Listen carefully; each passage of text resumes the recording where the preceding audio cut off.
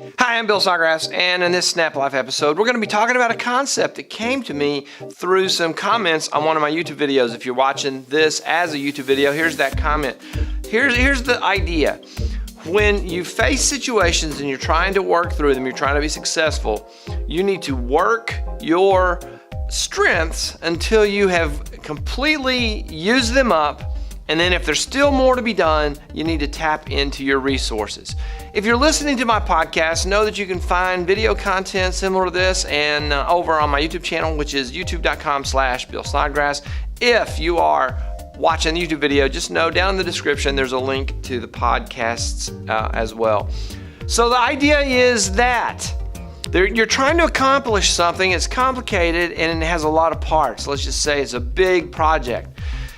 Use your strengths, work your strengths, and when your strengths come to the end, that's time now to look for resources. Now, what do we mean by resources?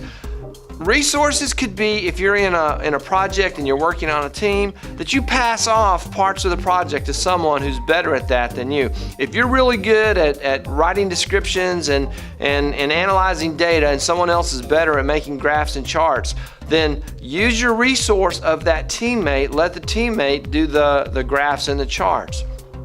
Maybe another person on the team is really good at photography, and so you use them to take pictures. Another aspect of resources is software, applications. Use your strengths, and then if you get to a place where you need more information or you need a different twist on something, look at your software options. Photoshop does some things better than Illustrator. Illustrator does some things better than Photoshop. Microsoft Word does some things better than Photoshop. What a surprise there, because they're completely different. Look at your resources.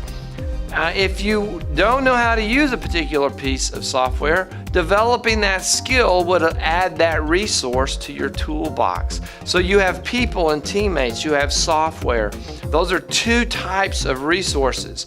Another type of resource would be outsourcing to an expert.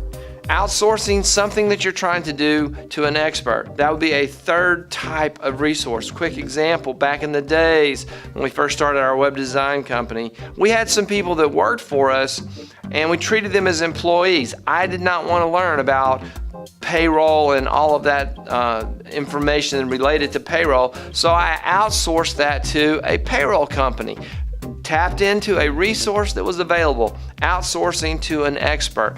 3 ways that you can get to the end of your ability and skills and still go through with whatever it is you're trying to do. 3 things you can do. 1, rely on other people on your team. 2, check out the software and apps that are available. Use those. Those resources are powerful tools to help you get the job done. And number 3, outsource to an expert. If you have something that is not something that you want to do and not something that you're good at, outsource it to an expert. When you get to the end of your ability and your skill set, turn to your resources and finish the job. Finish strong. That's it for this SNAPlife episode. I hope you enjoyed it. If you did, please click the like button, subscribe to the channel, subscribe to the podcast, leave me a comment, a question, a suggestion. If it's possible, sign up for notifications. That is all for this episode. I will see you in the next one.